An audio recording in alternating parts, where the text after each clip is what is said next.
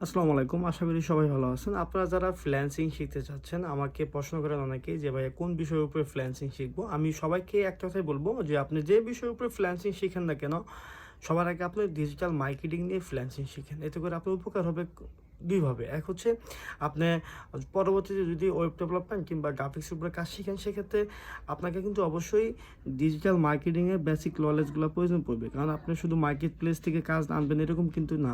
আপনাকে কিন্তু মার্কেট প্লেসের বাইরে থেকেও কাজ আনতে হবে। সো তখন কিন্তু আপনাকে ডিজিটাল মার্কেটিং অবশ্যই প্রয়োজন পড়বে।